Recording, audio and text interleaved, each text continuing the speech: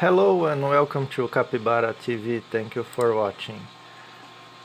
Uh, I'm I'm here to promote my website capybaraweb.com without the www. It's straightforward capybaraweb.com. That's it. And I have some new additions like a Game Boy emulator. Very cool. Today I want to talk about very quickly about the 3D camera in GODOT engine because I could not find a good explanation, a good tutorial online on YouTube. If there is a tutorial on YouTube, you can forgive me because I could not find it. So this is the code of the camera. As you can see, the camera is not a child of the car. The camera exists in the 3D world, and the car, this white car, is totally independent of the camera. So how can we make the camera follow the car around? In the physics process, I set a camera look at, so the camera is always pointing in the direction of the origin of the car.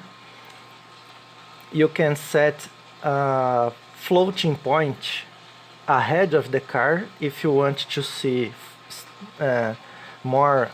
If you want the car to be below the screen, it's going to be a more professional look. Then you have to follow the twin tutorial, which is on the help online docs. This is the standard. You set a temporary variable twin, get node twin. The twin must be a node inside the camera. Here it is. And then you interpolate the property position to make a transition of where the camera is to follow the car. And how that works? It's the node twin interpolate property. The first property is the node itself, it's the camera. The second property is the translation property, because in a 3D space we have to move the gizmo, the 3D gizmo, this colorful thingy. Then the third property is the origin from, which is where the camera is now, the camera translation. And the fourth property is this huge line here. It's the car translation minus the position where I want the camera to be. And here is the complicated part because it's math. And I am very bad at mathematical calculations. So I am positioning the camera on the same spot as the car, minus I want to set back the camera. Where is back? If I rotate the car, I'm going to rotate the car in the Y axis, the green one. So the car is going to turn right or left. I'm going to take this rotation, it's in radians, not degrees, because degrees goes from 0 to 360. Radians is pi, so it's like from 0 to 6.28 something. And I need this sin radians for the x, because the x is the red one. And the sin function goes from 0 to 1 and then goes back to 0. And I'm multiplying by 5 because that will give me the distance away from the car.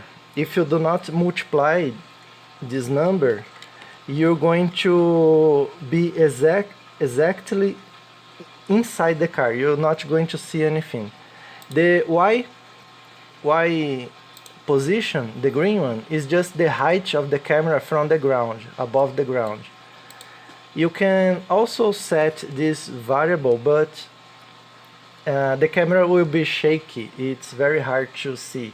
And then the Z or Z, the blue one, it's 90 degrees from the red. So it behaves differently. It behaves like a cosine, like from 1 to 0 back to 1 again. It's the inverse. You could make like 1 divided by sin. It's the same thing. The cosine and the sin, they are inverted. This is your destination. So you have the camera will travel from its currently position to the car position. And this is important, the time. How slow, how fast is this transition? If you set a number next to 0, the transition will be very fast. If you set a number next to 1, the camera will be very sluggish and the car will be very far away from the camera. Then we have the transition and the modifier. The transition and modifier, they follow this chart. We have like the linear is the standard. It goes from 0 to 1 in a linear fashion.